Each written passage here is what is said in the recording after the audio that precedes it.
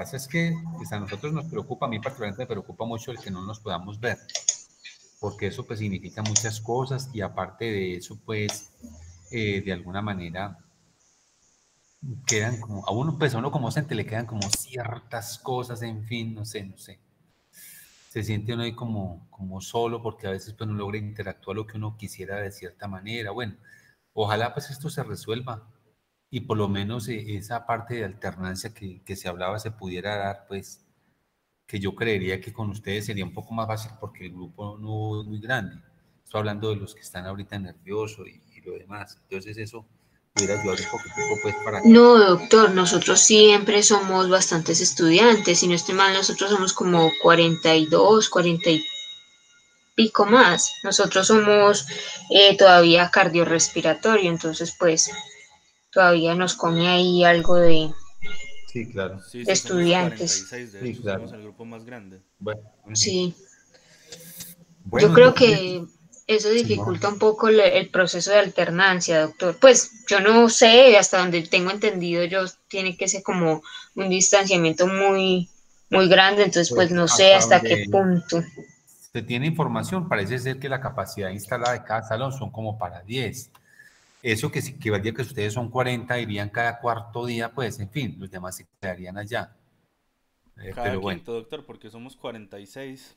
Ahí está el problema. 46. Imagínense, Juan, estarían yendo una Una vez vez a por la semana. semana, Sí. una vez por semana. Y ahí es donde, Eso ahí no sería es donde loco. está el mayor problema, doctor. El problema es cuando vienen las prácticas, porque el espacio de los laboratorios es aún menor y tener que realizar la misma práctica, póngale 8, de 8 a Sí, 10 eso es veces, otra cosa que es un problema muy hay grave. que mirar, no sé.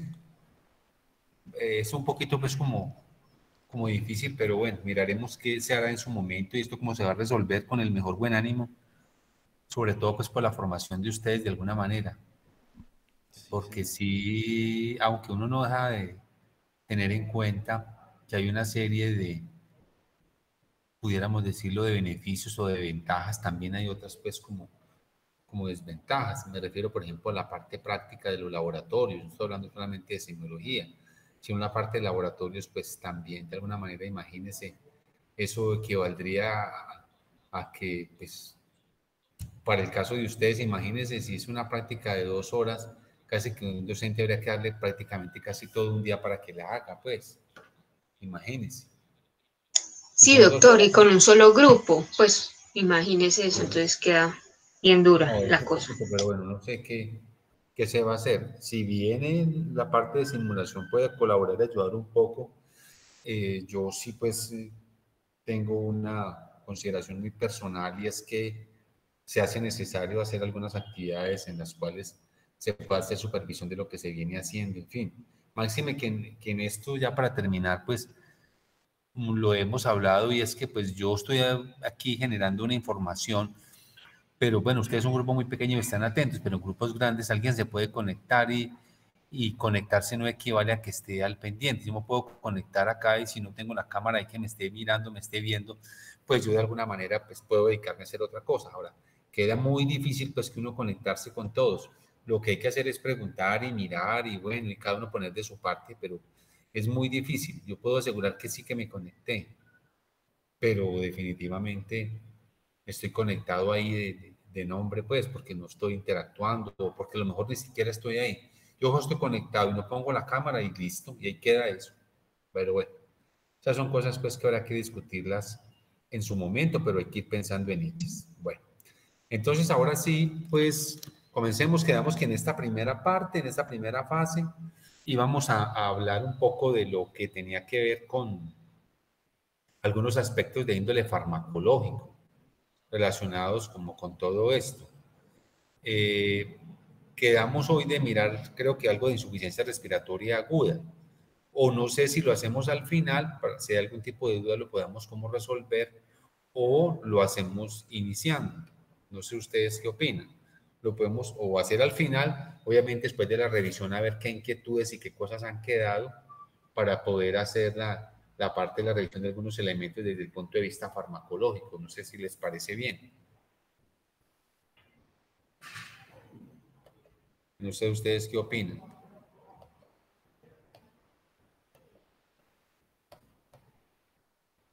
Entonces hacemos la presentación y al final hacemos la discusión de algunos elementos que tienen que ver con esta parte.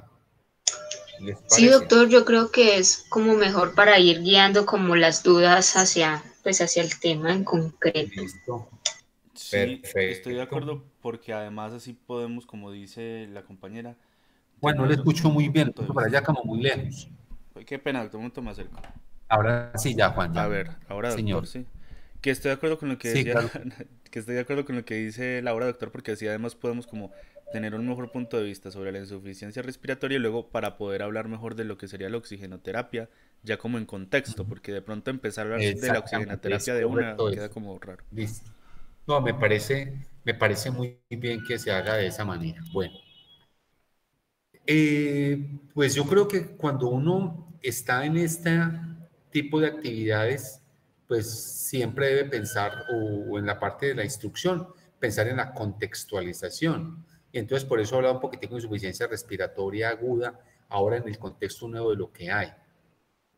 Yo sigo siendo pues un preocupado de qué tanto conocen ustedes respecto al COVID, porque todos los días aparecen cosas nuevas, todos los días hay literatura, hay información, hay discusión, hay aportes científicos, aportes que nacen de lo que la comunidad de alguna manera ha venido escuchando por tradición oral y porque pues lastimosamente también nosotros desde el punto de vista pues médico tenemos muchas inquietudes porque los estudios no son lo suficientemente sólidos para tomar pues como decisiones con relación a eso, pero pues algo hay que hacer, algo mejor dicho, mientras llega la famosa vacuna, algo hay que hacer. Bueno, entonces vamos a hablar de la insuficiencia respiratoria aguda. Seguramente ustedes algunos de esos conceptos ya los conocen y ya lo saben, pero quiero retomar algunos elementos importantes ahora en este proceso en que estamos.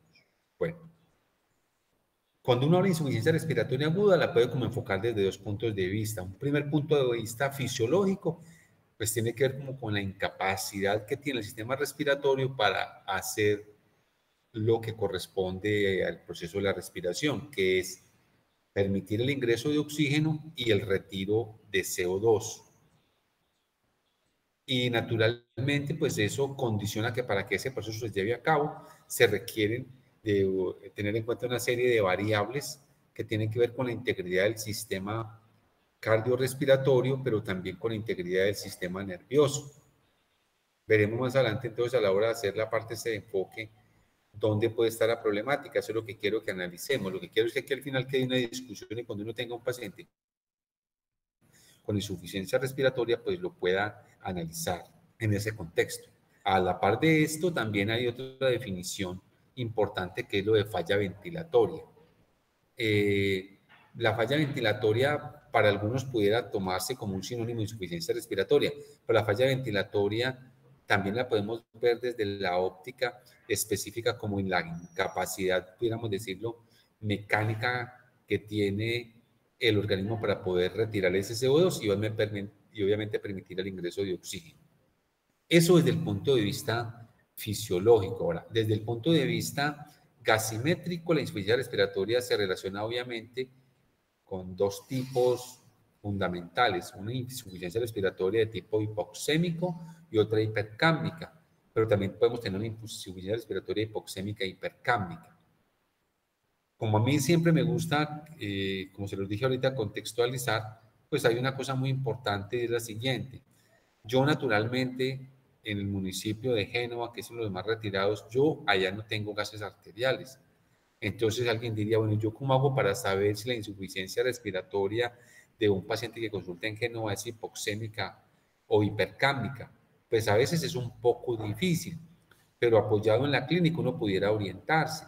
Recuerden ustedes, los pacientes con enfermedad pulmonar obstructiva crónica, por lo general esos pacientes son hipercámicos, tienen acidosis respiratoria. Entonces, si el paciente tiene un EPOC de base y tiene un trastorno de la oxigenación, pues yo pensaría que es hipoxémica e hipercámica, ahorita la vamos a clasificar. Pero me queda el segundo problema. El segundo problema es cómo sé si ese paciente tiene un trastorno de la oxigenación. Yo les pregunto a ustedes, para nada es como interactuar un poco, y que siempre insisto que algo les tiene que quedar de esto, no es simplemente nos reunimos y miramos y un tema más que vimos, venga, ¿qué nos queda a nosotros de esto? ¿Qué nos queda a nosotros de esto? Y esa es la pregunta concreta. Por ejemplo, usted en el municipio de Génova puede realizar o hacer un diagnóstico de un trastorno de oxigenación o de una insuficiencia respiratoria, o definitivamente en Génova no lo puede hacer. Les pregunto.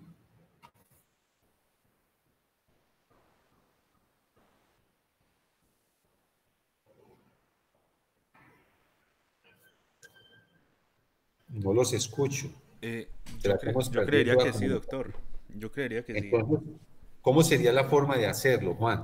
Pues doctor, coincidencialmente justo como nos pone en la diapositiva que acaba de aparecer ahí, y como nos lo decía la clase pasada, si tenemos en cuenta que tenemos una hipoxemia desde que la presión arterial de oxígeno es inferior a los 60 milímetros de mercurio, y como nos lo había enseñado en la clase pasada, se correlaciona directamente con la saturación arterial cuando está por debajo de 90, pues entonces ya con simplemente tener un pulsoxímetro como nos lo ha reiterado, podemos comenzar a notar cuando hay una deficiencia en la oxigenación, si está por debajo de los 90. Y de hecho sobre eso, doctor, yo le tenía una pregunta, porque yo leyendo al respecto encontré en ciertos sitios que decía que dependiendo de la altura, la saturación podría ser incluso un poco inferior a los a 90% siendo normal. ¿Es eso cierto? La verdad no estoy seguro. Bueno, puede suceder eso, pero la verdad, lo que pasa es que ya hablaríamos de un trastorno de oxigenación leve, moderado o severo. Ya esa es una situación distinta con relación a eso. Ustedes saben que al fin y al cabo la presión arterial de oxígeno va a depender en gran parte de la presión barométrica, y la presión Sí, barométrica está señor. influenciada por la altura sobre el nivel del mar. Eso puede ser cierto, pero para efectos prácticos y analizando desde el punto de vista gasimétrico, pues uno sí pudiera decir, a ver, entre comillas, para un paciente con enfermedad pulmonar obstructiva crónica, una saturación de 88-89 me indica un trastorno de oxigenación. ¿Qué tan grave sea? Pues probablemente en ese paciente, dependiendo de otras variables, puede que no sea realmente muy grave, porque básicamente la saturación de esos pacientes. Nosotros a veces nos desesperamos porque no satura 90. Pues si el paciente tiene enfermedad pulmonar crónica o tiene enfermedad pulmonar previa, pues definitivamente hay una cuenta de cobro que se le ha pasado al pulmón y que no va a oxigenar de forma adecuada. Sí, señor. Entonces, bajo algunas consideraciones, habría que analizar si eso se acompaña o no de trabajo respiratorio, que eso es lo que vamos a analizar un poco más adelante. Pero la verdad que si la saturación, es decir, no es normal que uno sature por debajo de 90. Eso no es normal, excepto que tenga alguna patología pulmonar previa, como se lo acaba de mencionar. Sí, señor. Pero es decir, si yo a un paciente le coloco un pulso oxímetro y me satura 88, 89, pues eso no es normal. Para mí tiene un trastorno en la oxigenación.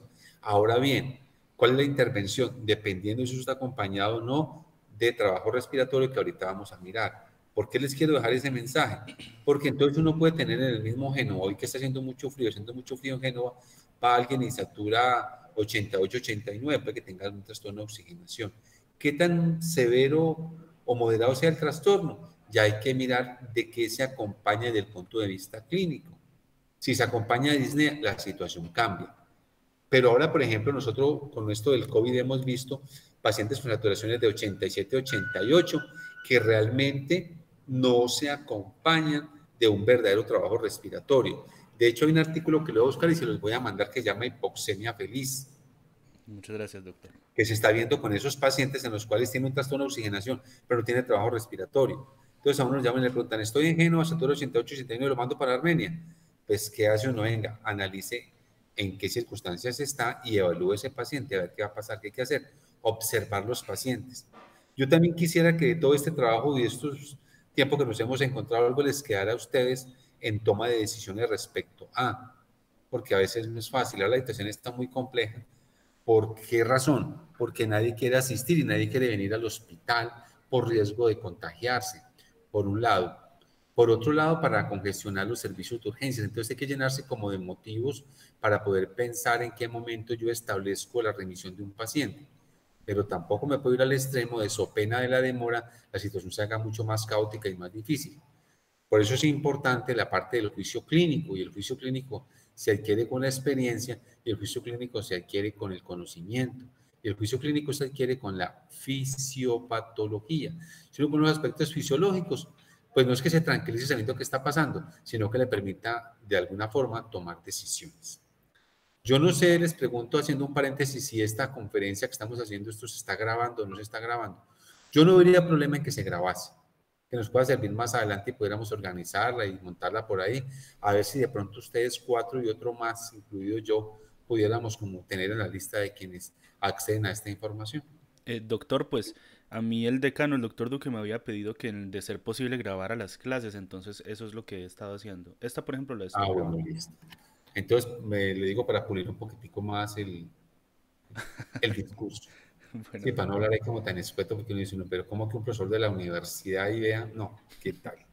Doctor, entonces Listo, de digamos que en resumen en acuerdo. esa parte, si tengo por ejemplo un paciente de 30 años que no tiene comorbilidades, que está con fatiga, que está con dolores musculares y que al ponerle un pulsoxímetro veo que está por ejemplo en 87, 88, a pesar de que no tenga disnea y refiere que no ha tenido fiebre, ¿podría ser sugestivo? Esos pacientes, lo que uno haría con ellos sería observarlo. Sería observar ese paciente, hacerle seguimiento respecto a la pulsoximetría y la aparición de otra serie de signos importantes que hablan de dificultad respiratoria. Casi que se los pongo de esta manera. La dupla, perdóname el término, la dupla sería un paciente con desaturación y con disnea, o sea, con las dos D cuadrado, desaturación y disnea, porque él puede estar un poco desaturado, pero sin trabajo respiratorio. Es ese paciente que uno lo vería y lo envía con signos de alarma. Si usted, uno, presenta dificultad respiratoria, inmediatamente se viene, inmediatamente consulta. Porque si es así, entonces, ahora, recuerden que en este momento en que estamos nosotros, pues en este momento estamos hablando de COVID porque es lo que hay hasta ahora, pero antes ese paciente pudo tener un H1N1 fácilmente. Un paciente de esos también puede hacer un diagnóstico diferencial de un dengue, de un chikungunya, por ejemplo. Caben muchas posibilidades diagnósticas. Ahora pensamos más en lo de COVID, más en esa parte. Entonces, ya tiene uno que coger toda esa parte epidemiológica de analizar, venga, ¿qué más está pasando? Pero para la respuesta a su pregunta, yo con el paciente, yo lo observo 6 horas o 8 horas y miro a ver cómo se va a comportar. Y luego lo envío para su casa. Ahora, si satura 82, 80, pues ya la situación es muy diferente. Si la saturación se baja demasiado y usted ve que hay trabajo respiratorio, ese paciente tiene disnea, está taquipneico, nada que hacer. Ese paciente obviamente habrá que establecer la remisión porque ya tiene un compromiso respiratorio. Por eso es importante el examen físico y tener claridad. Tener claridad, mire, yo hablo de trabajo respiratorio cuando tengo esto, esto, esto y esto, como una lista de chequeo. Yo insisto que si uno va teniendo como cosas claras, eso le ayuda a tomar decisiones, a pesar de que después de tenerlas claras le genera algo de cierta incertidumbre. Eso es muy, muy, muy claro y hay que tenerlo de presente, esa situación de incertidumbre. Pero no sé si ustedes habrán escuchado lo que tanto hemos dicho, es que las dudas se resuelven en favor del paciente.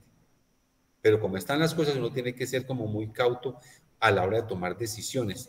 Y ahora que hablamos de eso, importantísimo en la toma de decisiones, que usted las consignas las deje claras. Cuando usted le dice, este paciente se va para la casa, en su historia clínica de escribir, paciente a quien doy salida para la casa por esto, por esto, por esto y por esto. Segundo, salida con recomendaciones. ¿Cuáles recomendaciones? Estas, estas, estas y estas. Para que el paciente, usted ante cualquier circunstancia, mire, usted se fue así, las recomendaciones son estas, que puede pasar cualquier cosa, puede pasar. Eso, es decir, eso, el escribir en la historia clínica a uno le da cierta tranquilidad, aunque las cosas, la historia natural de la enfermedad puede cambiar, pero usted dice, mire, cuando le dije que se fuera para la casa era porque yo lo vi así, así, así, así. Y le dije que consultara si pasa esto, esto y esto, porque la queja sostenía. Fui donde el médico, fui a urgencias, me mandaron para la casa y vea lo que pasó. Hay que hacerle mucha claridad. Mientras uno le deje la claridad a los pacientes hacia dónde va, pues no quiero decir que de uno y no vaya a pasar nada. Algo puede pasar. El hecho que yo le diga, mire, usted ahorita no tiene disnea, vaya para la casa y apenas de la casa tenga disnea, pues le tocó venir y ¿qué hacemos? Pero yo ya sé eso. Los pacientes es que se hace necesario advertirles y decirles sobre el comportamiento de su enfermedad. Eso es fundamental, me parece a mí, más que cualquier otra cosa. Hay que decirles, mire, si pasa esto y esto, listo, se viene. Entonces creo que esa es la parte importante. Y de acuerdo con usted, Juan, y lo que usted dice es muy claro. Y me alegra pues que ya estén retomando esos conceptos. Para mí eso es lo mejor que hay. Que yo no esté como arando en el desierto y hablando y no sé qué. Pues se los puedo decir, modestia aparte, a mí no me gusta ser pedante, es que yo no por la experiencia pues que tengo, porque esta parte me ha llamado la atención, porque tengo la posibilidad de ver pacientes en un sitio muy crítico, porque veo pacientes por fuera, bueno, por alguna cosa de esas, entonces, listo, de acuerdo con él. Entonces yo sí puedo hacer un diagnóstico de trastorno de oxigenación. Si es leve, moderado o severo, sí requiero mirar gases arteriales para establecer de acuerdo a lo que está la PAPI. Entonces, aquí dice, insuficiencia respiratoria se define como la presencia de una hipoxemia arterial PaO menor de 60. Si vimos la gráfica, ese sería un trabajito interesante como para hacer, Juan, y los demás. Voy a tratar de no vengar tanto a Juan porque igual a Laura, porque entonces dirán que tengo ahí predilectos y se vuelve un problema serio. Pero voy a ir mirando acá otros nombrecitos a ver dónde me voy acordando de ellos. Porque es una situación interesante. Uno pudiera, mire, voy a darles un trabajo elemental, sencillo, de coquito, que uno pudiera irse más adelante. Ojalá ahorita no se puede porque no está permitido. Pero un trabajo interesante, sencillo, que no vale la pena. ¿Sabe qué es? Uno dice, para toda esa gente que vende arepas, toda esa gente que vende arepas, y a esa gente que vende arepas, medirle la famosa SAFI, la saturación y el FIO2 a ese paciente y mirar qué pasa con ellos. ¿Sí? A ver qué sucede. Y en algunos tomarle gases arteriales de ser posible, pero eso es un trabajo ya por ahí de otro tipo. Pero sí sería muy bueno mirar con la saturación a ver qué pasa con ellos. Y una cosa muy cortica, fuma o no fuma, listo, tal cosa. ¿Cuánto tiempo se expone acá? Pudiera uno ampliar un poquito un trabajo que más tarde pudiera hacerse. Y bien interesante, porque la gente que vende arepas, es mucha la gente que vende arepas y vende plátano asado, pues. Bueno, ahora no hablemos de plátano asado. Listo. Entonces la hipoxemia le puede hacer trastorno de oxigenación. Que sea leve, moderado o severo, pues ya tendría que analizarlo de alguna manera con otro tipo de componentes. Componentes al examen físico, el trabajo respiratorio. Y obviamente, si se acompaña una hipercamia, difícilmente la puedo medir. Aunque, mire, uno pudiera tener ese arsenal, hay monitores ya que ustedes se los conecta a una sonda, a una cánula nasal, y ese monitor le puede medir la capnografía, le mide los niveles de CO2. O sea que uno puede pedir, esas dos cosas las pudieron medir en un momento determinado. Y serían muy buenas, porque acuérdese que cuando la hipercapnia, cuando el CO2 se aumenta, me está hablando a mí de que hay trabajo respiratorio, porque se está reteniendo CO2, que eso es muy importante. Entonces, definición hipoxémica, hipercámica, hipoxémica, presión arterial, hipoxemia, PaO2 menor de 60, PaO2. Yo lo que pasa es que con el pulsoxímetro puedo intuir la posibilidad de la PaO2, pero la situación es clara.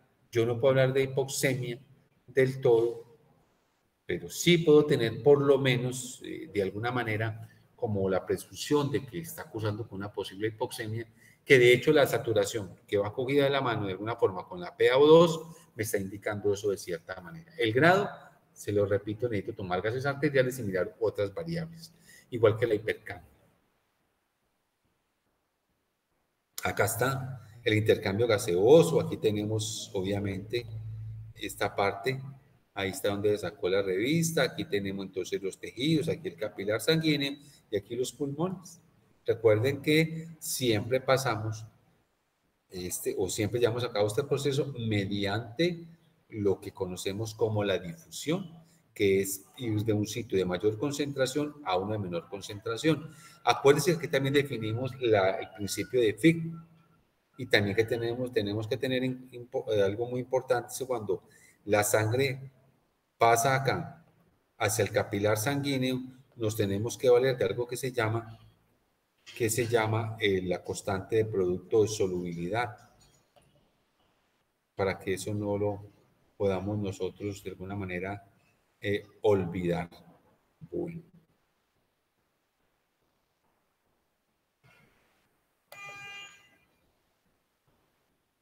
Listo.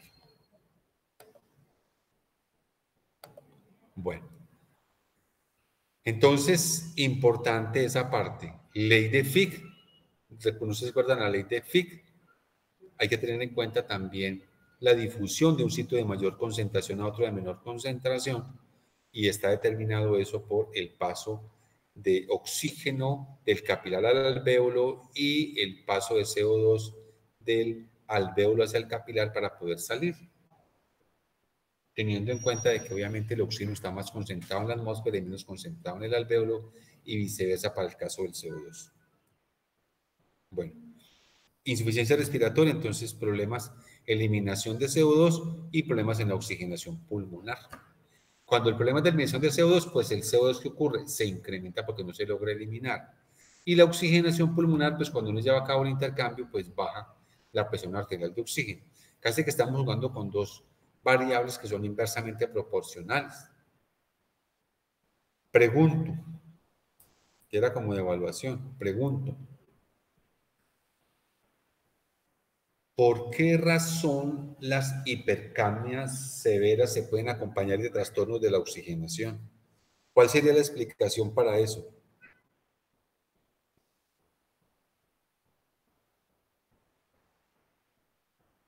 O se las dejo pendientes. ¿Por qué la hipercamia demasiado elevada se suele acompañar de trastornos de oxigenación?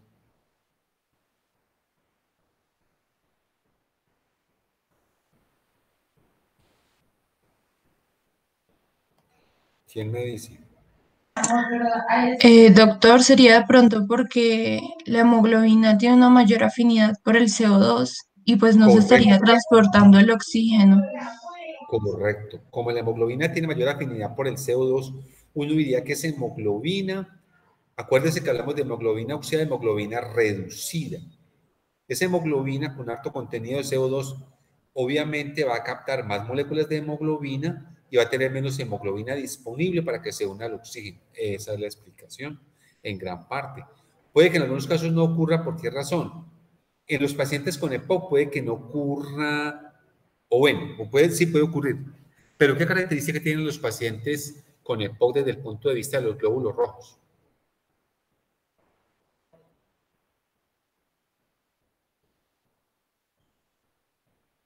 Recordarán ustedes que es una cosa que se llama poliglobulia compensadora, que tiene que ver básicamente con incremento en el número de glóbulos rojos, para tratar de compensar ese transporte de oxígeno que obviamente resulta siendo deficiente para cumplir sus necesidades como tal. Esa es la explicación para eso.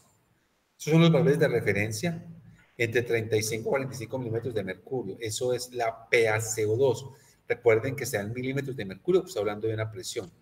Y la PO2 mayor de 80 milímetros de mercurio. Eso es lo que consideramos nosotros como valores de referencia, conocidos dentro más o menos como dentro de lo normal, pudiéramos decir. Aquí entonces, recuerden que hablamos de hipocamia, sencillamente cuando la PaCO2 está por debajo de 35 milímetros de mercurio, y hablamos de hipercamia cuando está mayor de 45 milímetros de mercurio. Y aquí pueden ver ustedes entonces la severidad de la hipoxemia. Hipoxemia leve, moderada o severa. Esta hipoxemia la podemos mirar luego y manejarla en términos de trastornos de oxigenación. Cuando me hablo de trastornos de oxigenación, pues me tengo que referir a los índices de oxigenación, que ustedes recordarán. Los índices de oxigenación, ¿cuáles son? Recuérdenme 3 índices de oxigenación.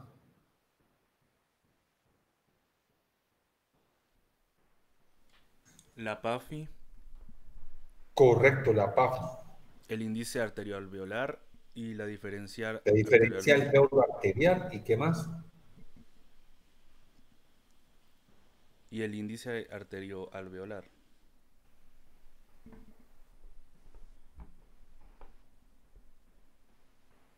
Entonces está la diferencia alvéolo arterial, que es muy importante, sobre todo cuando hay compromiso de la ventilación y la perfusión, número 1. Número 2, la presión arterial de oxígeno y el FIO2, la famosa PAFI. Y hay otro índice de oxigenación que es la presión arterial sobre la presión alveolar. Pero esos 3 índices de oxigenación, el más importante es la PAFI. Recuerden que hablar de índice de oxigenación tengo que relacionar 2 variables. Por sí sola la saturación no es un indicativo de oxigenación. ¿Por qué razón? ¿Cuál es la explicación que tenemos para que la saturación de oxígeno no sea un índice, perdón, índice ni siquiera es, sea una variable de oxigenación?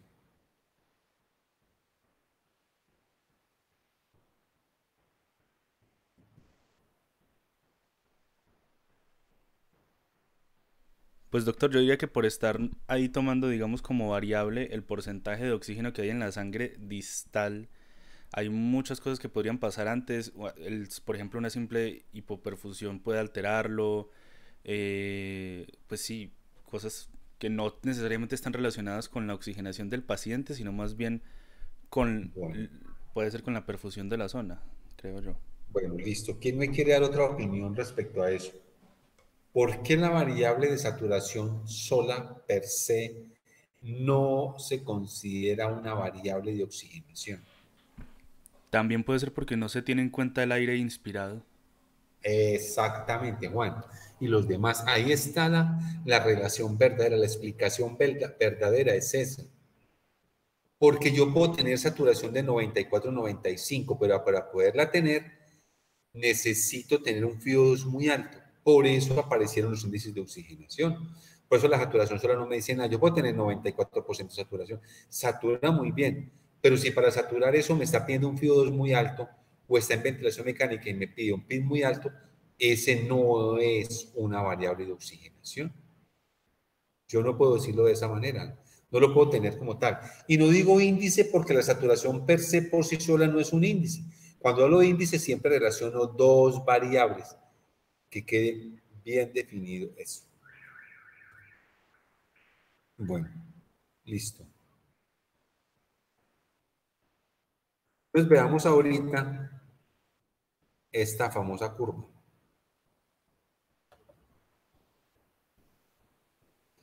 Esta es la famosa curva de disociación de la hemoglobina que ustedes recordarán, la famosa curva del Severin-Haus, ¿cierto?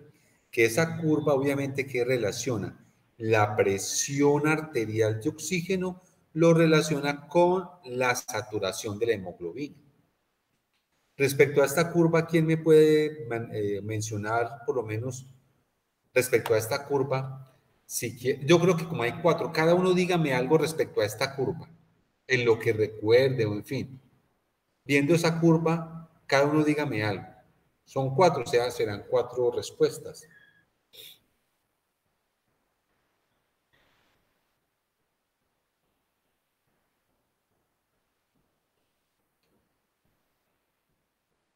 Yo les doy la primera, pero de ahí quedan, se las descuento.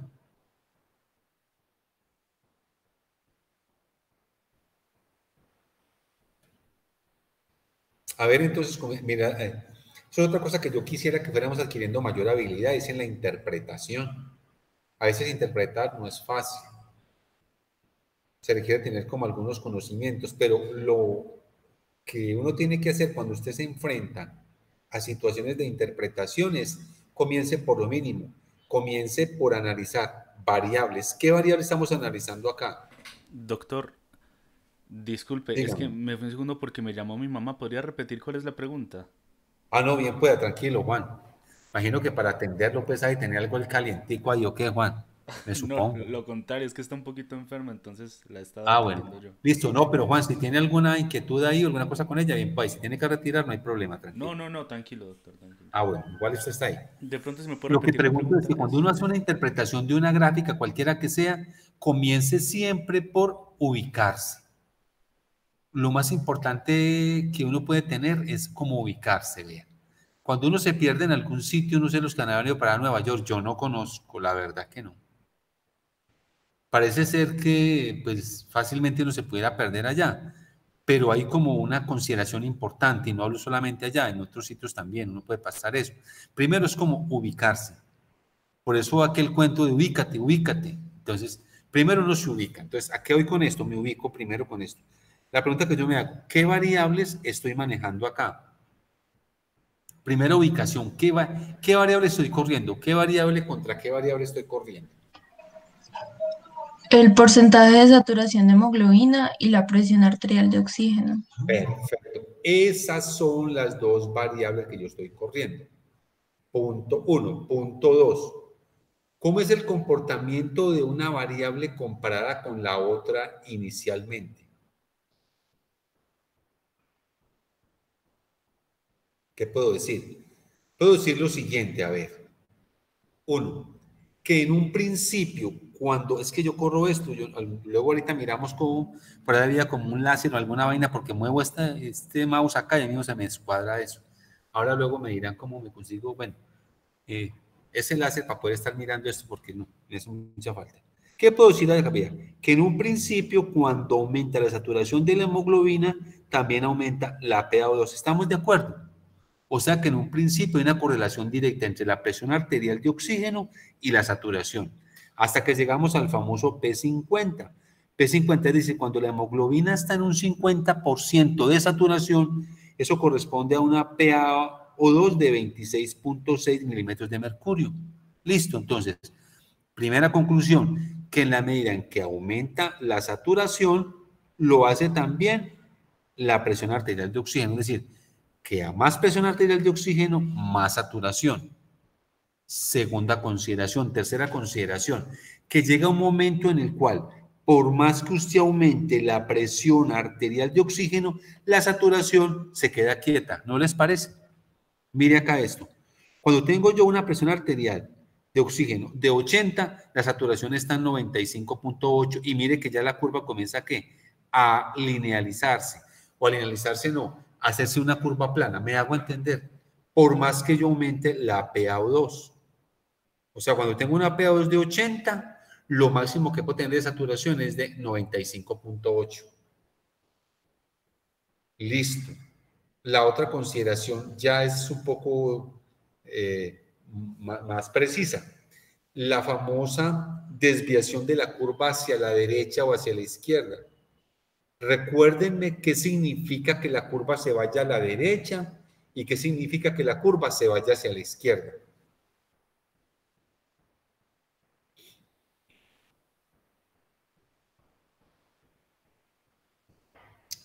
Ahí tienen señalado. Doctor, pues yo creería que en el sentido de la presión arterial de oxígeno, entonces cambia.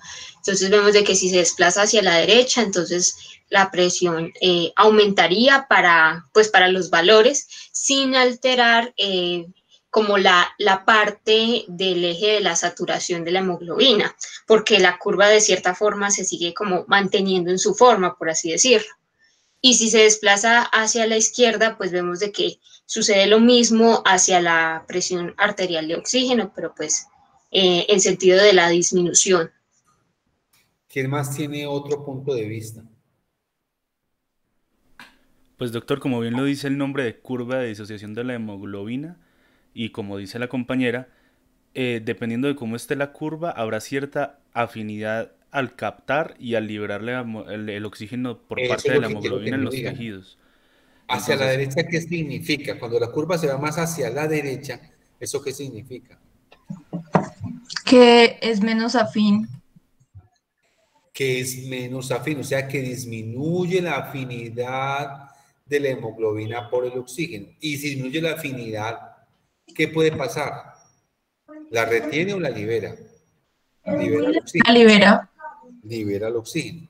Ustedes ven como el aumento de la temperatura, el aumento del CO2, el aumento del 2,3-difosfoglicerato y la caída del pH, o sea, la acidosis, hace que se desvíe hacia la derecha, o sea, que facilite la entrada de oxígeno a la célula, porque fácilmente la va a liberar. Cuando está hacia la izquierda, entonces, ¿qué va a ocurrir? Aumenta la afinidad del oxígeno por la hemoglobina.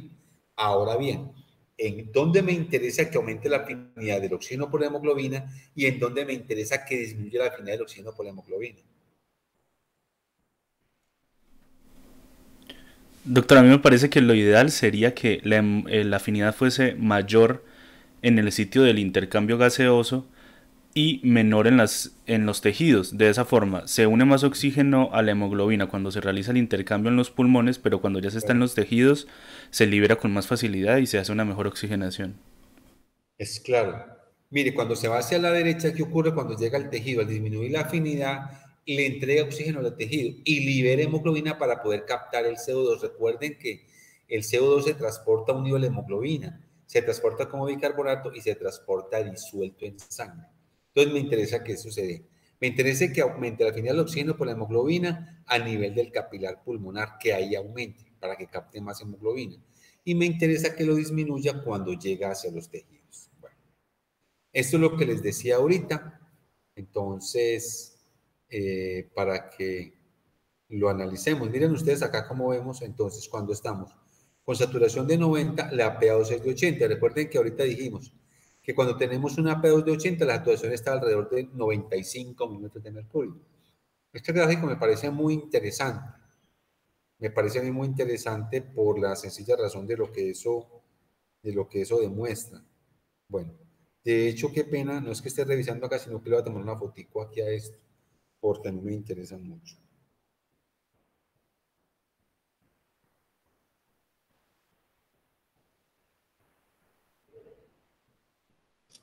Bueno, listo. Entonces, quedamos claros ya con esto. Perdón, yo pongo a agarrar este celular un segundito.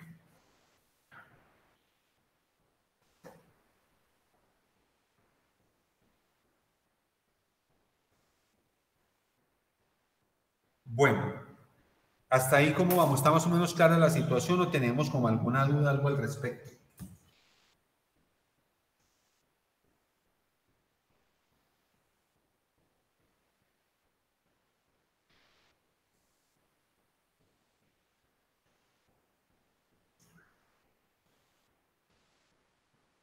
Listo. Avancemos entonces para que nos rinda, pero la idea no es tanto como correr, sino que también vayamos quedando claros con algunas cosas.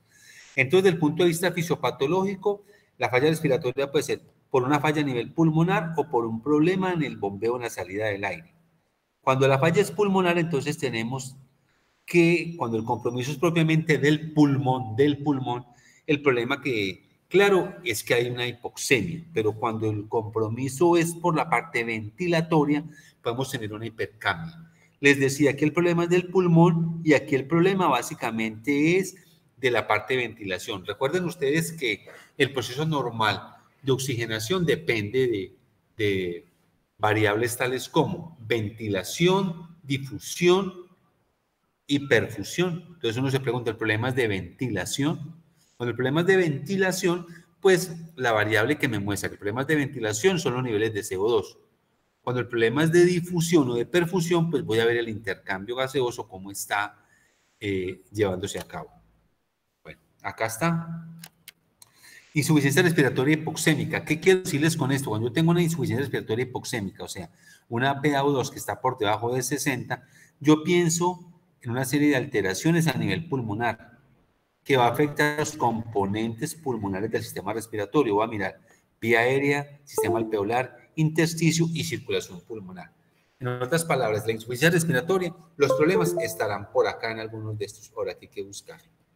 Entonces, cuando hablamos de la vía aérea, ustedes recordarán el concepto de espacio muerto anatómico, espacio muerto fisiológico. ¿Qué es el espacio muerto? ¿Qué recuerdan del espacio muerto?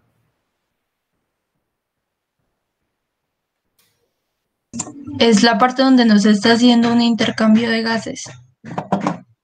Exactamente. ¿Y qué es el espacio muerto anatómico?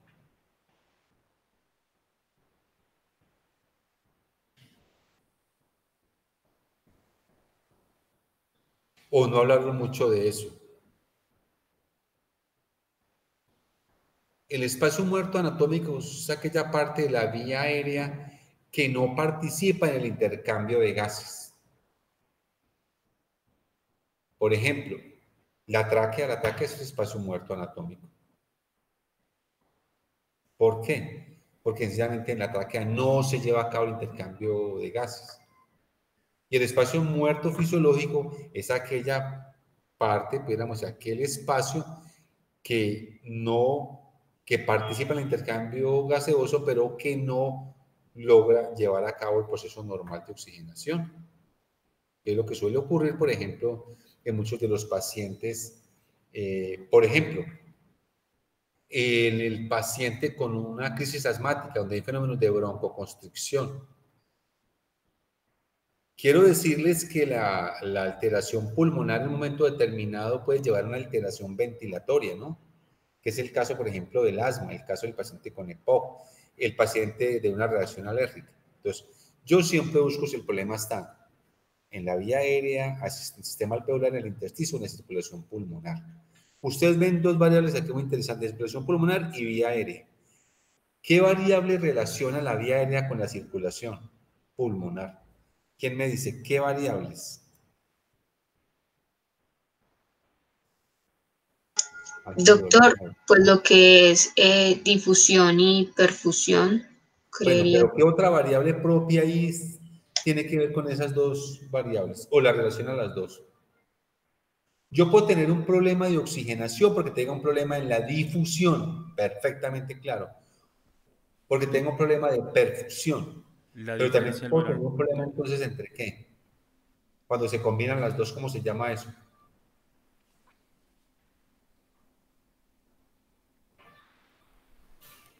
El problema de la doctor. relación entre ventilación-perfusión. No sé si recuerdan las zonas de West. Sí, señor. Recuerden que hay unas áreas del pulmón que pueden estar muy bien ventiladas, pero pobremente perfundidas. La alteración en la ventilación-perfusión, obviamente, es diferente a la alteración en la difusión. Puedo decirles que para el caso del COVID, el problema más serio del COVID es una alteración en la ventilación y en la perfusión, no en la difusión. Entonces, yo debo partir y preguntarme por eso. El problema es de difusión. Entonces, ese paciente tiene un trastorno de oxigenación. Yo pregunto, ¿el problema está en la difusión? ¿Está en la perfusión? ¿O es ventilación-perfusión? Ahí me hago esas preguntas. ¿Dónde es que está el problema con ese paciente? Si la insuficiencia respiratoria es, como la vamos a ver aquí seguidamente, es hipercárnica, mire dónde busco los problemas. Afecta a los componentes extrapulmonares, musculatura respiratoria, caja torácica, sistema nervioso central y función pulmonar. ¿Está más o menos claro eso hasta ahí o no? Seguramente esto lo vieron en fisiología con mayor detalle con el doctor, pero ahorita es que tratemos como de aplicar eso. Entonces yo les voy a dar 4 pacientes, uno para cada uno y cada uno me cuente de acuerdo a esto. Paciente número 1, edema pulmonar. Para que me digan, ¿dónde está el problema? ¿Es de difusión, es de ventilación, es de perfusión o es de ventilación-perfusión? Paciente número 2, paciente con una crisis asmática, un severo broncoespasmo. Paciente número 3, el paciente de un edema agudo de pulmón. Y el paciente número 4 es el paciente de la enfermedad pulmonar obstructiva crónica. Los escucho.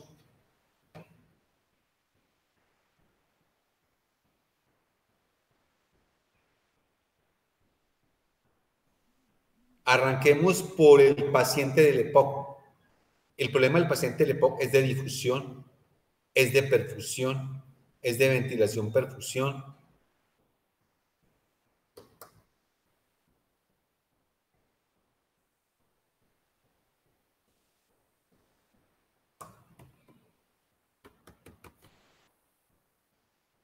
El problema del EPOC, ¿dónde es?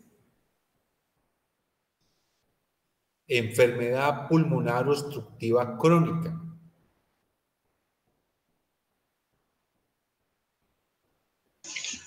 Pues doctor, creería yo, no sé, pues no creo tener muy claro que podría llegar a ser de ventilación debido pues a los procesos de constricción y la inflamación que ya se viene observando entonces en los... Claro, tiene que tener un problema de ventilación, pero también va a tener un problema finalmente de difusión. El problema es predominantemente de ventilación.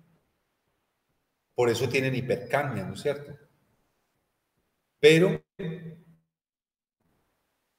también se acompañan de problemas en la difusión, porque el mismo proceso inflamatorio condiciona de cierta manera el intercambio gaseoso. Eso es algo ahí que no lo podemos descartar de ninguna manera. Para el paciente que hablamos de lo relacionado con el edema pulmonar, ¿dónde estará el problema de él? De pronto de ventilación y perfusión, porque lo que habrá es una ocupación del espacio alveolar.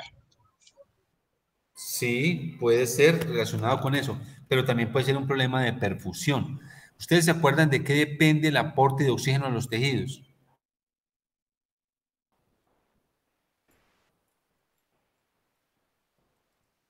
¿Cuál fue la pregunta, doctor? Es que se me está ¿De qué cortando mucho. depende el aporte de oxígeno a los tejidos?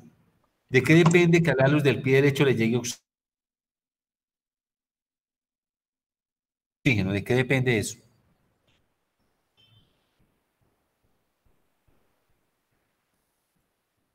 Hay dos grandes variables. ¿Cuáles son esas dos grandes variables? No sería la perfusión y el contenido de oxígeno. ¿Y qué más? Del gasto cardíaco Ah, y el contenido de depende oxígeno. del gasto cardíaco y del contenido arterial de oxígeno. Voy a ver si soy capaz de hacer algo acá. Mejor dicho. Entonces, el aporte de oxígeno. Que pensaba escribir por acá. Bueno, alguien me recuerda, bueno, ya lo dijeron, el aporte de oxígeno a los tejidos va a depender, obviamente, del gasto cardíaco y del contenido arterial de oxígeno. De eso depende. Entonces, el gasto cardíaco es igual a volumen de eyección por frecuencia cardíaca. Y el contenido arterial de oxígeno es igual, recuérdenlo, 1.34 por la hemoglobina por la saturación, más 0,0033 por la presión arterial de oxígeno. Entonces, yo tengo, en el edema pulmonar, tengo problemas serios ¿con qué? Tengo problemas serios, como lo acaban de decir, porque el alvéolo está ocupado por líquido, y eso hace obviamente que altere el intercambio gaseoso. Puedo tener problemas con la perfusión porque no tengo el gasto cardíaco suficiente para eso. Entonces, ahí puedo tener problemas relacionados con la perfusión, problemas relacionados con la difusión, pero el problema puede ser de perfusión de cierta manera. Bueno, ¿qué otro paciente teníamos ahí?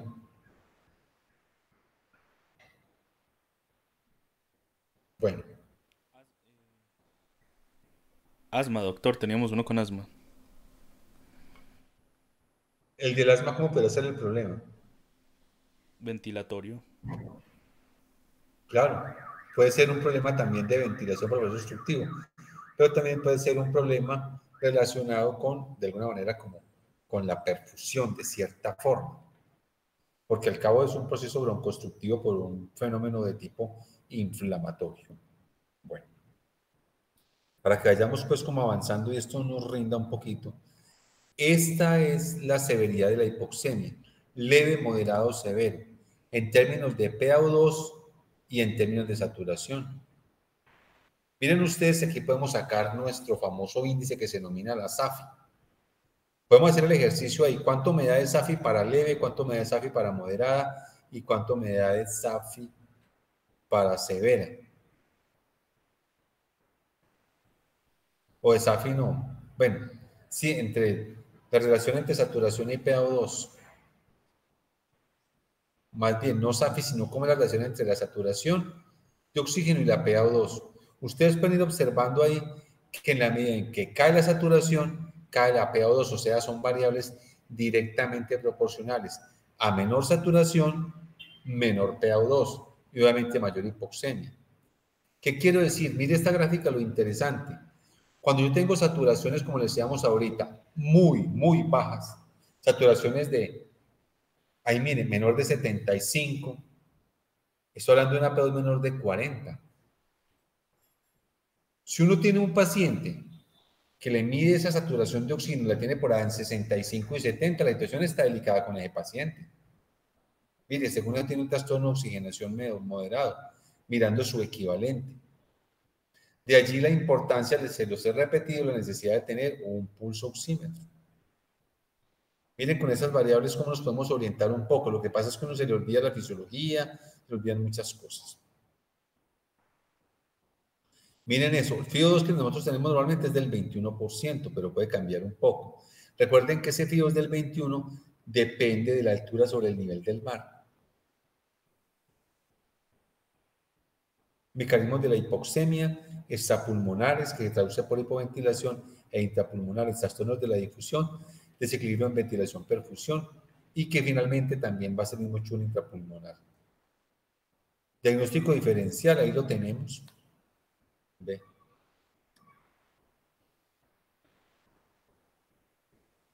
Entonces tenemos lo siguiente nosotros. Mire usted una cosa muy interesante.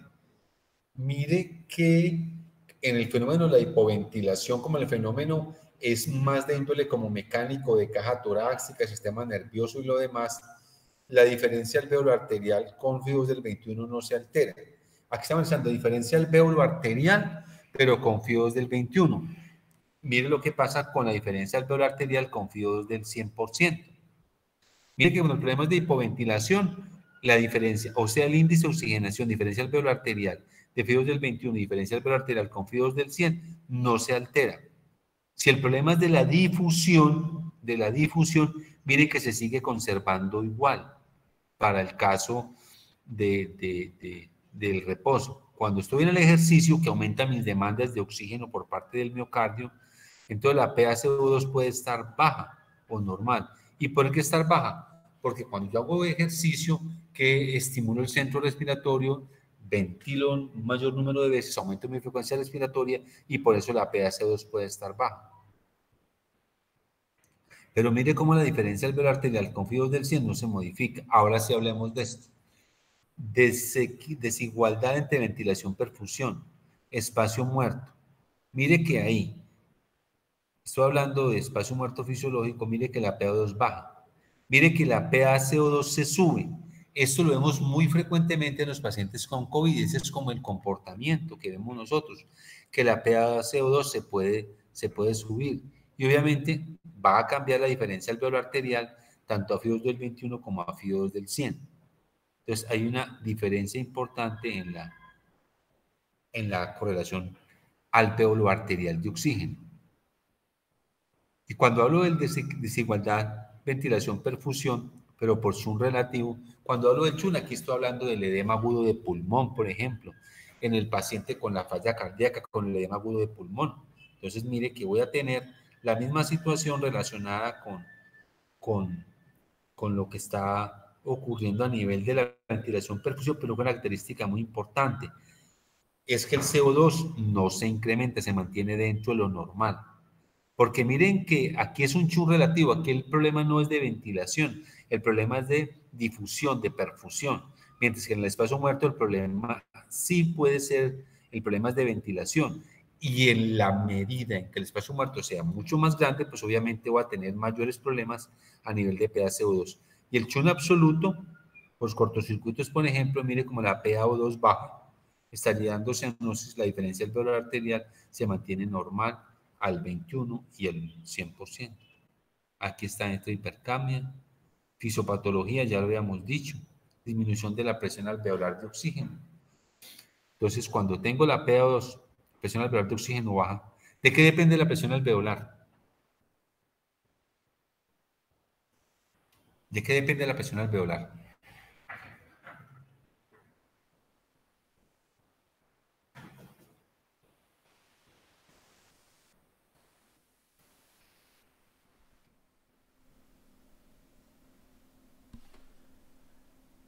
De la ventilación y de la presión barométrica, ¿no? Muchachos, qué pena, pero me ha dado como fatiga comerme esta mandarinita acá, qué pena. No es un irrespeto de ninguna manera, espero que no lo tomen de esa forma. Ya a uno a esta edad le toca comer, son por ahí fruticas, ya no puede comerse por ahí cositas de cualquier manera. Me disculpan ahí lo de eso, pero estaba que no aguantaba llamadas. Ahora sí, escucho. Doctor, yo creería que de la ventilación y de la presión barométrica. ¿De qué más? Recuerden que la presión alveolar, ¿ustedes Y de la recuerdan eso? fracción inspirada de oxígeno. ¿A cuáles ¿Recuerdan la expresión de la presión alveolar a qué es igual? Recuerden que la presión alveolar es igual a qué? A la presión que barométrica, menos la presión de vapor de agua por el FiO2, menos qué más. Menos la presión arterial de dióxido de carbono, creo.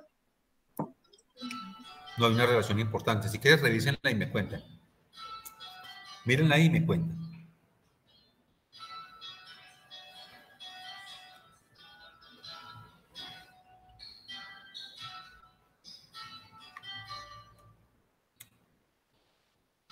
Menos la PaCO2, ¿por qué? Por 0.8 o no. Si quieres, revísenla y me cuentan.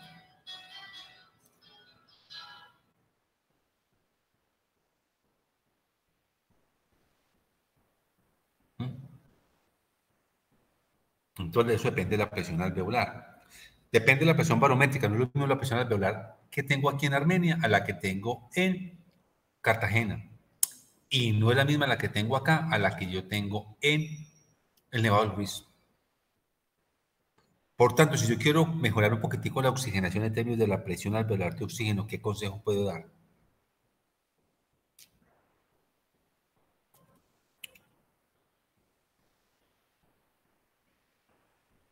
Pues que se vaya a vivir a la costa.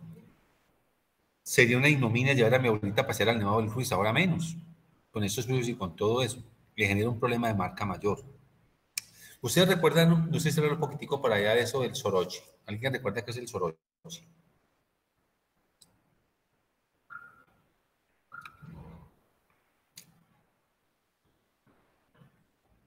Se los dejo para que lo revisen, qué es el soroche. Cuando hayan nevado el Ruiz. Bueno, hipoventilación alveolar. Miren ustedes cómo todos estos, disminución de la presión alveolar de oxígeno, la hipoventilación alveolar, alteración en la difusión, el chun, todos producen baja la PaO2. Todos producen baja la PaO2. Y la PaC, pero mire que también la disminución de la presión alveolar produce también PaCO2 bajo. Pero la diferencia alveolar arterial se mantiene normal. Mire que hay una respuesta al oxígeno. ¿Por qué será que la disminución de la presión alveolar de oxígeno sí es respuesta al oxígeno?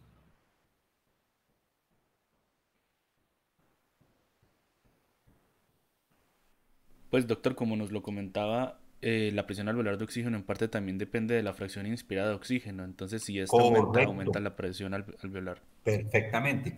Porque dentro de las variables que incluye la presión alveolar, incluye la fracción inspirada de oxígeno, por eso pueden responder de alguna manera. Es correcto. Hipoventilación alveolar. Hipoventilación alveolar entonces también responde al oxígeno. ¿Por qué razón?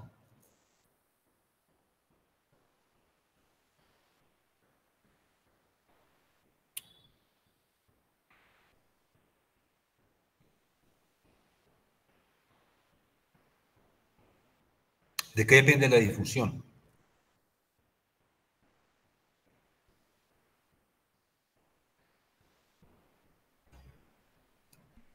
¿De qué depende? De la presión alveolar de oxígeno, de la presión capilar de oxígeno y del grosor de... De la membrana. Sí, de la membrana. Recuerden que cuando aquí hablamos de eso hay una cosa importante y es que la difusión se relaciona con ¿qué? Con gradientes de concentración. Entonces, la alteración en la difusión, si yo tengo un gradiente de concentración y ofrezco mayor cantidad de oxígeno, pues aumento la cantidad de oxígeno que tengo y fácilmente va a difundir un poco más, teniendo en cuenta lo que usted acaba de mencionar. Y es básicamente también el grosor de la membrana. ¿Listo? En el chun no hay mayor respuesta. No hay mayor respuesta. Y en ventilación perfusión puede mejorar de cierta manera, pero puede haber un momento en el cual no haya una mejoría del todo. Pero de cierta manera, en ese tipo de pacientes puede mejorar, que eso es lo que hacemos con los pacientes en el caso del COVID, que les damos una suplencia de oxígeno, con lo cual la situación puede mejorar. Porque estamos dando mayor aporte de oxígeno, mejorando de alguna manera la parte, lo que tiene que ver con el aporte de oxígeno. Acá está la etiología: hipoxémica, edema pulmonar, neumonía, injuria pulmonar, atelectasias, contusión pulmonar, neumonitis, embolía pulmonar y otros. Y la hipercamia, mire que cuando yo cojo la hipercamia me meto, hablar de la hipercamia es meterme a todo la parte que tiene que ver con, básicamente, con lo mecánico. Por eso hablo de mecánica pulmonar. Entonces, depresión del sistema nervioso central. 3 medicamentos que deprimen el sistema nervioso central. Ustedes conocen. Opioides. ¿Ah? Opioides. Opioides, benzodiazepinas, ¿qué más? Barbitúricos. Deprimen el sistema nervioso central. Injuria cerebral, trauma craneoencefálico, injuria espinal, un trauma raquimedular. ¿Ustedes me recuerdan el nervio frénico qué raíces espinales tiene?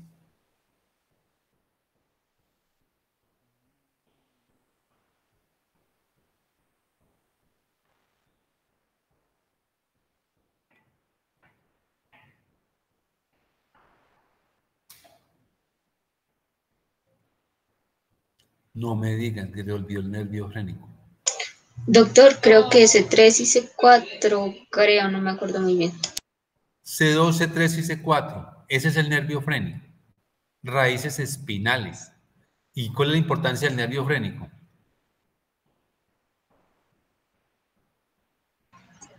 El inerva el diafragma, ¿no? Es quien inerva el diafragma. La parte motora del diafragma depende de eso. Entonces, las lesiones muy altas pueden meter el nervio frénico, comprometen la ventilación. Recuerden que es el principal músculo inspiratorio. El diafragma. Bueno, las neuropatías, por ejemplo, lo que tiene que ver con Guillain-Barré, placa neuromuscular como la miastenia gravis, la miopatía por algún proceso infeccioso, bueno, las alteraciones de la columna por la cifoscoliosis. Y puede haber otra, el caso del asma, en las bronquiectasias que llenan, que producen aumento de secreciones e inflamación de la vía aérea y producen hipercamia. Ese cuadrito es bien interesante, entonces, para que lo veamos.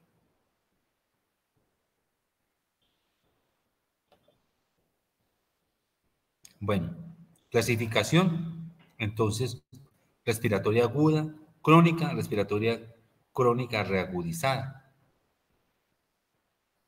Según la fisiopatología, disminución de la presión inspirada de oxígeno, hipoventilación alveolar, alteración de la difusión, alteración de la relación ventilación-perfusión y efecto del chun derecho-izquierdo. Es el que tenemos, por ejemplo, las cardiopatías congénitas. Esa es la fisiopatología. Dependiendo de eso, ya dijimos algunas cosas. Esto es según las características desde el punto de vista gasimétricos.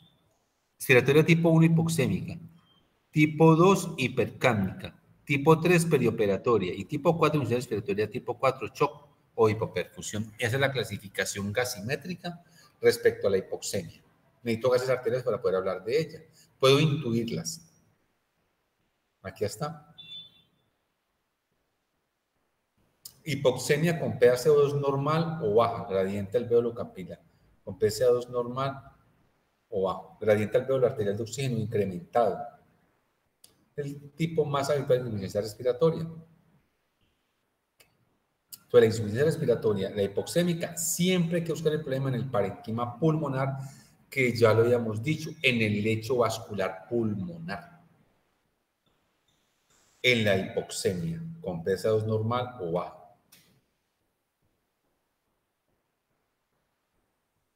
Con gradiente alveolo arterial de oxígeno incrementado.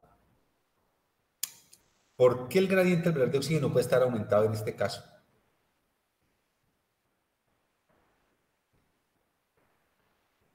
¿Quién me dice cuál es la explicación ahí? Mayor de 20 minutos de mercurio.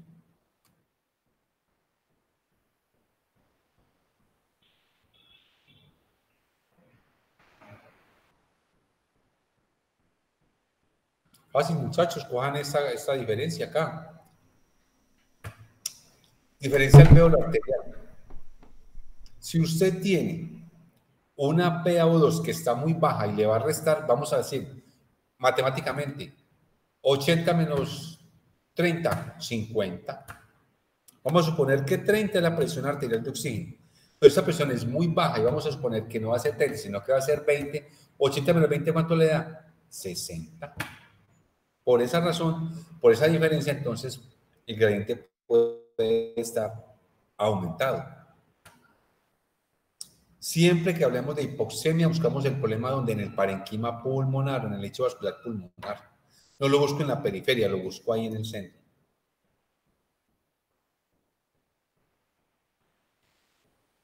Listo. A la tipo 1. Insuficiencia respiratoria tipo 1 es la hipoxémica y la cual la PaO2 está baja. La PaO2 está baja. Aquí está, vean. Tipo 1, ahí está. Desequilibrio de ventilación, perfusión, eso está muy bueno. Aquí está, vean. Inflamación intersticial, obstrucciones vasculares, embolia pulmonar, obstrucción de pasión esperada, grandes altitudes, inhalación de gases tóxicos, disminución de oxígeno en sangre venosa mixta, anemia e hipoxemia. Tipo 2, hipercámica. Tipo 1, hipoxémica. Tipo 2, hipercámica. Hipoxémica con pH2 elevado.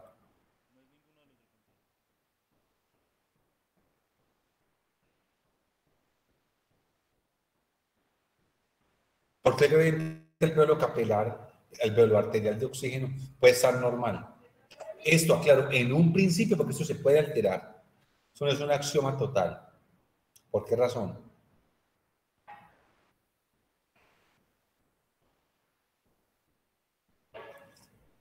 Porque en un principio no se afecta la presión arterial de oxígeno, pero con el tiempo, por lo que dijimos ahorita, por mayor afinidad por el CO2, sí se puede alterar, es decir, esto puede falsearse de cierta manera. Estamos hablando de que no hay, estamos hablando de que el problema que tenemos acá en este caso es básicamente hipercámnico. Cuando el problema es hipercámnico, recuerden, se los había dicho, lo que es mecánico, mecánico se resuelve. Si el paciente tiene una CO2 de 65, 70 o 80, ese no le va a mejorar del todo con que usted le suba la saturación inspirada de oxígeno. Ese con que le mejora con ventilación. Lo mecánico, mecánico se resuelve. Buscar la causa por fuera del parenquima pulmonar, entonces hay que ayudarle con ventilación mecánica. Invasiva o no invasiva. Que quede claro. Ahí está. EPOC. Sepsis, asma muy grave, EPOC. Pulmones normales, miren lo que puede estar pasando. Esta sigue siendo hipercámica. Aquí problemas en el pulmón y aquí problemas fuera del pulmón. Listo. Disminuye la ventilación, ¿por qué? Por compromiso del sistema nervioso central, trauma coencefálico, una hemorragia subaracnoidea, una hemorragia traumática, un tumor cerebral que se ha expandido. Lesiones en la médula espinal, lo más frecuente en la médula espinal, el trauma raquimedular, el Guillain-Barré, botulismo. El botulismo y la miastenia tiene que ver más ya con qué, con la placa neural. Polimiositis, distrofia muscular. Es decir, no busca problemas acá. En los músculos, en la placa neural, o sea, la unión entre el nervio y el músculo, ¿sí? O la mira en el sistema nervioso central. Pues no nos Doctor, interesa. doctor, Señor. de pronto, qué pena, ¿me podría repetir un momento por qué no es hipoxémica esta? Es que no me quedó del todo claro. ¿Esta tipo 2? Sí, señor. No, puede ser hipoxémica. Pero en un principio no tanto porque estas son alteraciones, no comprometen el parenquima pulmonar y son problemas de ventilación básicamente. Entonces acumulan CO2, pero con el tiempo se pueden volver hipoxémicas. Normalmente estas no son hipoxémicas, normalmente no son hipoxémicas. O dijéramos que inicialmente más bien no son hipoxémicas, pero si no se resuelve la situación, sí se van a volver hipoxémicas. ¿Por qué razón? Porque si yo ese paciente no lo ventilo, me acumula más CO2, me desplaza ese CO2, me coge más moléculas de hemoglobina y me deja menos hemoglobina para oxigenar. Entonces, en el tiempo, esa hipoxémica esa hipercámica se puede volver hipoxémica con el tiempo. Esa es la razón, de alguna forma. Ahora, uno pudiera también decir que algunas de estas, por ejemplo, la del Guillain-Barré, inicialmente es hipercámica, retiene CO2, pero en la medida que ese señor entre en una falla ventilatoria, que no sea capaz de llevar a cabo su intercambio gaseoso, se va a volver hipoxémica. Entonces, conclusión, en un principio, las respiratorias hipercámicas no son hipoxémicas, pero con el tiempo se pueden volver hipoxémicas por lo que acabamos de decir. Más aún, vamos con esto, si quiere más aún, con relación a esto. ¿Qué tipo de acidosis produce la insuficiencia respiratoria hipercámica? ¿Qué tipo de acidosis? Así es de poquito. Respiratoria, doctor. Acidosis respiratoria, es correcto. Pregunto, ¿puede una acidosis respiratoria transformarse en una acidosis metabólica o no?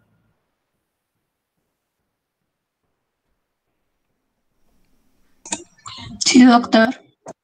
¿Por qué? ¿Cómo me lo explicaría?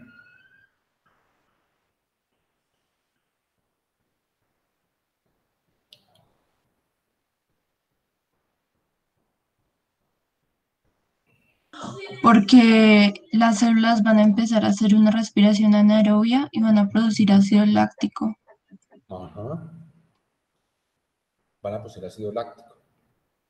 Entonces y por esa razón entonces se va a producir mayor cantidad de ácido láctico. Entonces vamos a tener una acidosis láctica, una acidosis metabólica. Por esa razón, ¿estamos de acuerdo? A eso nosotros le podemos sumar que esa oxigenación inadecuada a todo nivel puede involucrar sobre todo a dos órganos vitales, o a tres. ¿Vitales cuáles son? El corazón, el pulmón y el riñón. Cuando yo hablo de que no hay una oxigenación adecuada, la oxigenación inadecuada es para todo el mundo. Que recuerden ustedes que el organismo es un fenómeno de redistribución de flujo sanguíneo para asegurar buena perfusión a corazón, cerebro y riñón. Pero en la medida en que eso no se corrija, no va a haber sangre suficiente, el corazón puede llegar a fallar. Recuerden que uno de los enemigos grandes del corazón es la acidosis. La acidosis como tal hace a un miocardio totalmente susceptible de fracasar. Lo hace susceptible de irse a trastornos del ritmo cardíaco. Y recuerden ustedes también que dentro de las causas grandes de paro cardíaco están los hidrogeniones, o sea, la acidosis. O sea que la acidosis es bastante deleteria para el organismo, de alguna manera.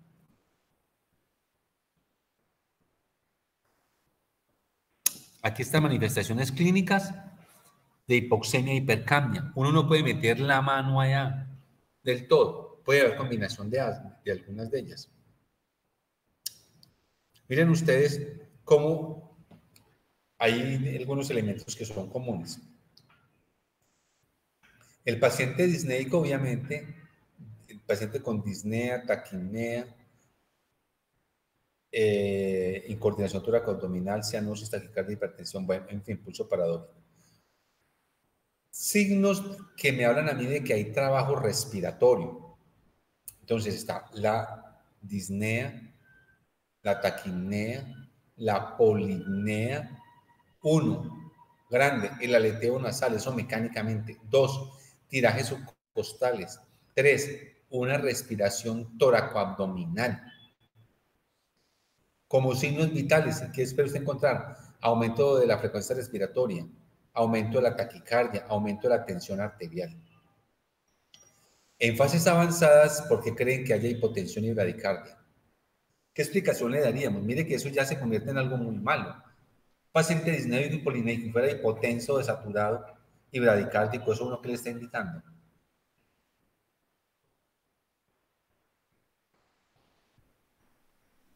La bradicardia no puede ser por agotamiento de los músculos respiratorios. Claro, claro. ¿Qué más? Nos acaba de decir, el grado de acidosis, hipotensión y bradicardia están muy relacionados con el grado de acidosis. Ya el miocardio acidótico, ¿qué ocurre con el miocardio acidótico? Como bomba es incapaz. Y otra cosa muy importante que tiene que ver con la bradicardia y es básicamente eso. Recuerden que para llevar a cabo como tal la actividad cardíaca, ¿de qué se requiere? Se requiere obviamente de que yo tenga de manera efectiva una acción del marcapaso cardíaco, que es el que está en el nodo sinusal. Cuando ese nodo sinusal se torna isquémico, se torna hipóxico, pues obviamente no lleva a cabo su acción y una manifestación en la bradicardia. ¿Qué quiero decirles con esto? Que la hipotensión y la bradicardia en un contexto de un paciente con insuficiencia respiratoria me está indicando un grado de compromiso muy alto. Si nos pasamos entonces a la hipercapnia, mire que tenemos desorientación. El paciente puede estar desorientado por aumento del CO2 o por la misma hipoxemia. Los pacientes ancianos a veces en la noche se desorientan mucho precisamente por el grado de hipoxemia que tienen. Recuerde que el cerebro requiere un aporte importante del gasto cardíaco para llevar a cabo su trabajo. Recuerden que el cerebro funciona eminentemente con glucosa. La obnubilación, por ejemplo, la taquicardia, la piel fría y la hipertensión arterial están indicando compromiso hemodinámico, compromiso del gasto cardíaco. Y en fases avanzadas hay hipotensión y bradicardia. No quiero decir que necesariamente uno puede hablar de hipoxemia porque tenga sobre esto, no puede haber algo. Es más, recuerden ustedes, los fenómenos de desorientación, miren esto, la desorientación, la polipnea y la caída en la tensión arterial son signos de qué? ¿O a qué me orientan a mí? ¿Me pueden dar ideas sobre qué como diagnóstico diferencial?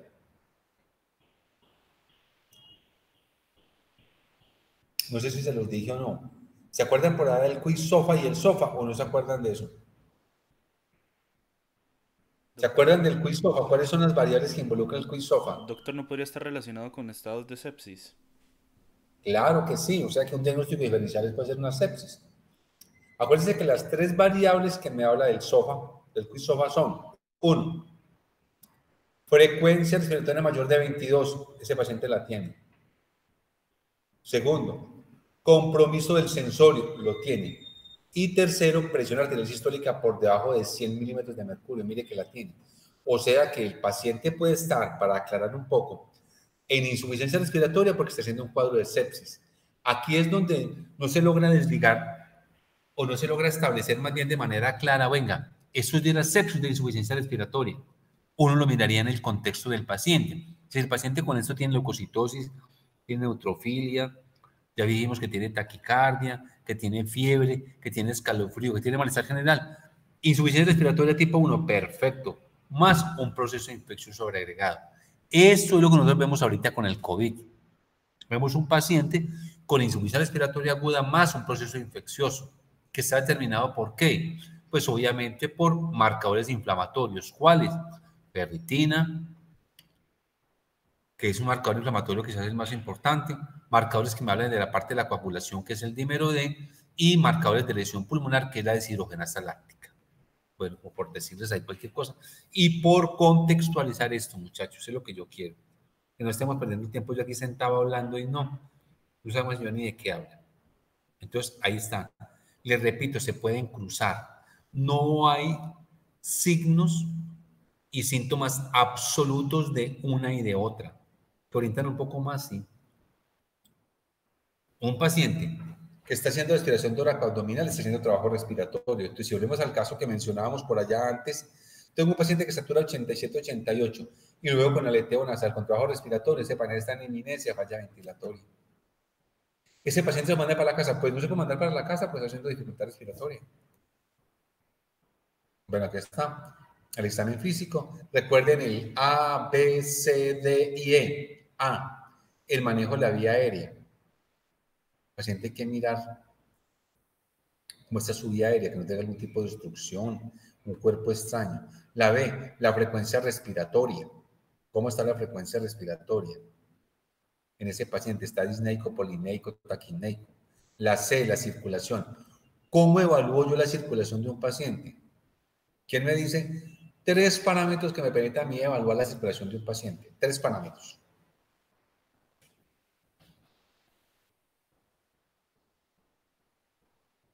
En Génova. De pronto el relleno capilar.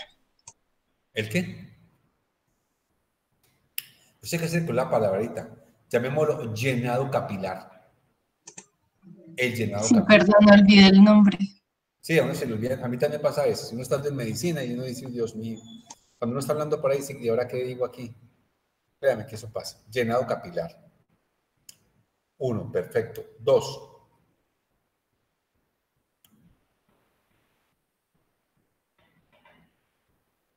Está hablando la circulación. 2. ¿Qué más? De Cuando yo pronto, monitorizo al paciente y le estoy tomando la tensión arterial, me habla de la circulación. ¿Qué más me habla a mí de la circulación? Pues, de alguna manera,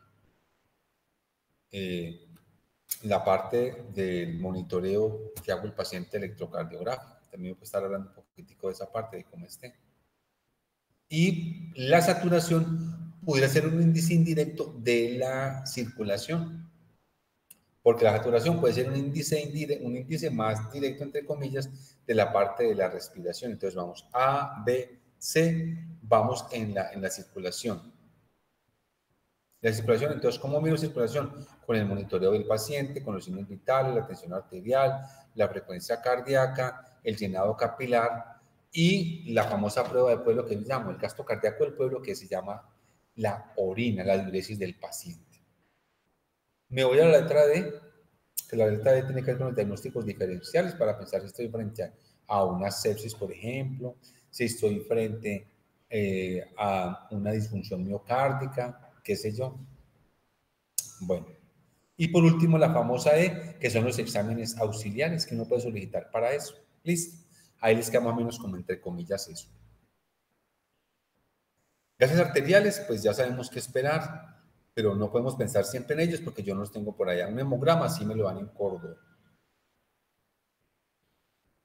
Yo pregunto, con un hemograma en la mano, ¿yo puedo estar pensando en qué tipo, frente a qué tipo de paciente estoy o no?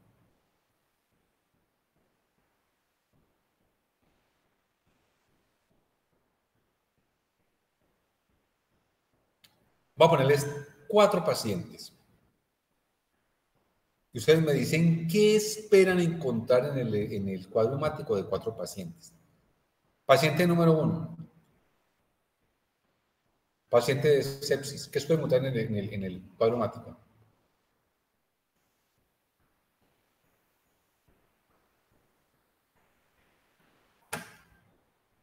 Bueno, les voy a dejar de tarea. 1, paciente de sepsis. 2, paciente con EPOC. 3, paciente con COVID, que es lo mismo, muy similar. Y 4, paciente con enfermedad renal. Ahí está. Ahí les dejo la tarea. Ven. Creatinina y urea. Mire, la falla renal con uremia es causa de insuficiencia respiratoria. Entonces, yo puedo ver el paciente y con los paraclínicos hacerme a la idea de lo que puede estar pasando dependiendo del tipo de paciente. No puedo, de alguna manera, dejar de lado el contexto desde el punto de vista clínico. Entonces hay que evaluar el paciente. ¿En qué condición está ese paciente? Electrolitos, pues tampoco los tengo a la mano, pero puedo mirar. Fíjense que aquí aparece una cosa que es bien interesante. Hipocalemias severas causa de falla muscular y insuficiencia respiratoria también anuales del fósforo y el magnesio. ¿Por qué razón el potasio se relaciona con compromiso muscular? ¿Cuál es la explicación? ¿Por qué las hipocalemias? Hemos tenido pacientes con hipocalemias, con debilidad muscular generalizada, con dificultad para respirar y todo eso. Van a ver una potasio en el suelo. ¿Cuál es la explicación mediante la cual, por qué el potasio tiene que ver con la disfunción neuromuscular? ¿Y con qué más a nivel gastrointestinal? El potasio. Bueno, ahí se los voy a dejar. Ahí les van quedando cositas para que ustedes vayan revisando. Imagenología, pues en fin. Es posible que en algunos sitios uno tenga una RX de toras. Entonces voy dejándoles como tareitas para que esto se volviendo interesante. Bueno, entonces cada uno de está. Doctor, qué pena, Señor. discúlpeme otra vez, ¿podría repetir la tareita? Es que justo me llamó el doctor Ocampo para que hay unos problemas con los núcleos, entonces no le escuché por ahí los últimos 5 minutos. Qué pena con usted, doctor. Está hallazgos que hay en el cuadro hemático. de un paciente con sepsis, con COVID, con falla renal. ¿Cuál era el otro? COVID, sepsis, falla renal. EPOC, doctor. Y EPOC, correcto, correcto. Y la otra tareita es hallazgos radiológicos de un paciente para que cada uno me lo vaya demostrando y me lo señale. Hallazgos 1. Me buscan pacientes con hallazgos imagenológicos de RX de tórax, de falla cardíaca, de edema pulmonar. Otro busca hallazgos de paciente imagenológicos de paciente con EPOC. 3. Otro busca pacientes con hallazgos subjetivos de un SDRA, que lo vemos con mucha frecuencia. SDRA. Y 4, alguien busca pacientes que tengan cuadros sugestivos de neumonía y me muestran algunas. Usted no debe meterse en ahí, mirar, pero quiero que lean un poquitico en base a lo que el doctor les ha enseñado allá. Mire, que me den alguna explicación con relación, mire, eso es por esto y esto, creo que a ver qué hallazgos hay ahí y les hacemos un comparativo de esos. Acá está el algoritmo, en fin, en general.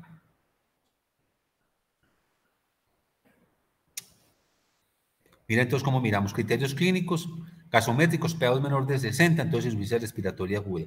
Si la P2 está mayor de 60, buscar otros diagnósticos, listo. Entonces insuficiencia respiratoria aguda. Si la PaCO es normal o baja, o si la P2 es alta. Entonces, si la PaCO2 es alta, miro la diferencia alvéolo arterial. Si la diferencia alvéolo arterial es anormal, entonces, espérate un segundo, por favor.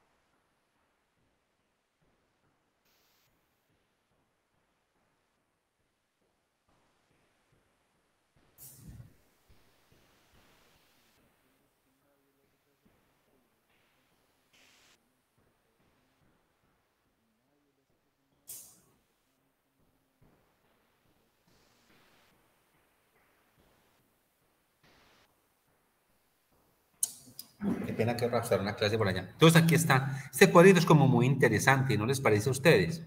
Mire, si la diferencia alvéolo arterial de oxígeno es anormal, entonces miramos en la RX de tórax que podemos ver. Si es normal, entonces ya miramos, mire que si es anormal, miramos problemas en el pulmón. Si es normal, miramos problemas en la caja torácica. Y miramos la RX de tórax para mirar la afección extrapulmonar de que se puede tratar. Bueno. Ese es el manejo inicial, ya lo habíamos visto, la famoso el ABCD, que ya también lo habíamos discutido nosotros. Entonces, manejo avanzado de la vía aérea, evaluación de la ventilación, evaluación de la circulación, evaluación neurológica. Ahí están las famosas D. Doctor, una duda con la diapositiva anterior. Si nosotros estuviésemos en un sitio en el que no pudiésemos tener acceso a una oximetría, pero en el examen físico pues encontrásemos los signos que usted nos comentaba de trabajo ventilatorio, en la auscultación pues notásemos alteraciones a la auscultación, sibilancias, bueno, todo esto. Sí. Con eso podríamos, y con nuestra sospecha clínica, justificar saltar directamente o remitir a una imagenología si pensamos que hay una inminencia de falla ventilatoria. Claro que sí, claro. Claro que sí. Analizando otros contextos, historia clínica del paciente. Si usted me coloca un paciente de esa magnitud y yo lo veo con sobrecarga de volumen, es que el análisis es fundamental en todo el contexto. Si yo lo veo con sobrecarga de volumen, ¿usted qué pensaría que está pasando con ese paciente? Sobrecarga de volumen representada por 1, edema palpebral, 2, edema facial, por dicho, una nasalca completa. Algunos pacientes están en la sarca, pero usted ve que tiene edema generalizado, ve que tiene ascitis, por ejemplo, ve que tiene edema de miembros inferiores de grado 2, por ejemplo. Entonces uno asume que tiene sobrecarga de volumen. Entonces está pensando que qué puede estar sucediendo con ese paciente, cuál es el diagnóstico presuntivo en ese tipo de pacientes, sin tener oximetría y sin tener más nada, con lo que acabamos de ver. ¿Qué está haciendo qué?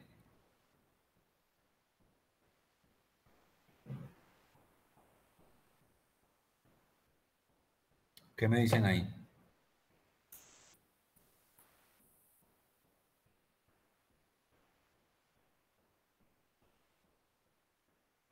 Una falla cardíaca, que también le podemos discutir luego. ¿Por qué una falla cardíaca? Por la razón de que tiene sobrecarga de volumen. De pronto ustedes van a ver ahorita en la falla cardíaca los signos de congestión y hipoperfusión, que luego los podemos ver, pero tiene una falla cardíaca. Ahí no hay más nada que hacer. El trabajo respiratorio le está indicando a usted que el ende no está oxigenando adecuadamente. Está haciendo trabajo respiratorio y algo está pasando. Hay que buscar la etiología del trabajo respiratorio. Puede ser un proceso infeccioso, una falla cardíaca, un EPOC descompensado, una embolia pulmonar, hay muchas cosas. Creo que luego podemos analizar un poquitico ese enfoque de la disnea, cogido de la mano. Esto es disnea moderada grave con signos de trabajo respiratorio, uso musculatura accesoria o movimiento abdominal paradójico. Taquinea mayor de 30. Miren esto, índice SAFI de 300. Requiere más que una reinhalación. Es decir, cuando usted está progresando en la cantidad de oxígeno que el paciente le está pidiendo, la situación se está tornando mucho más compleja. Mire esto.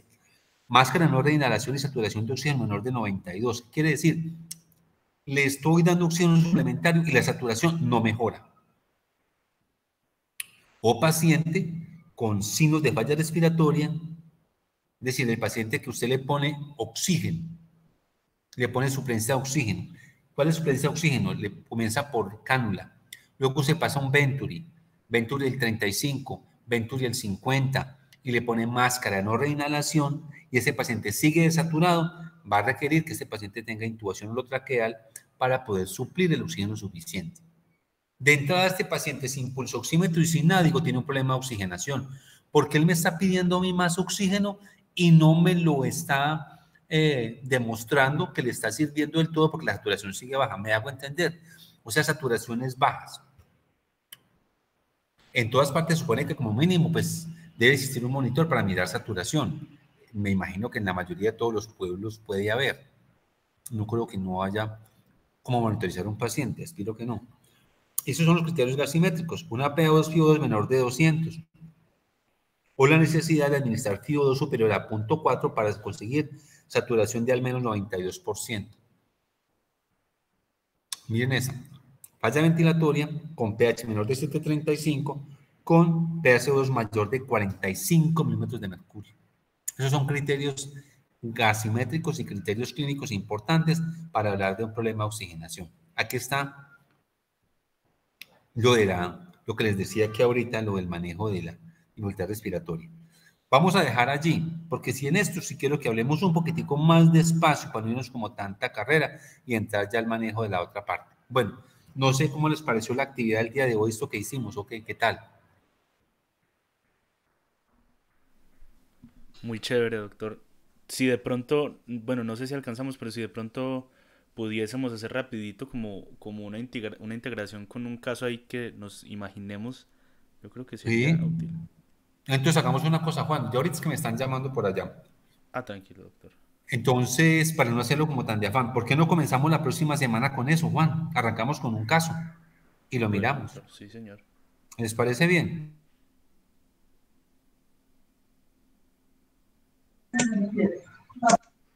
Sí, doctor.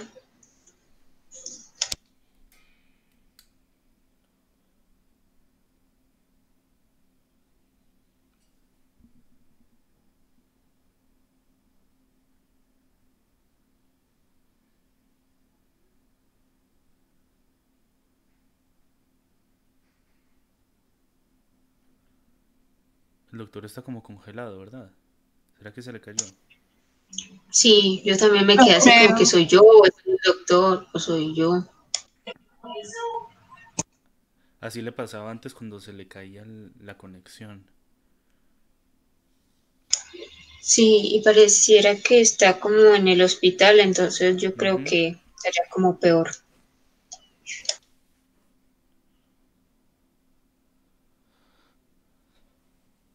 Ah, sí. Sí, Efectivamente. bueno, chao chicos, que me les saca. Ay,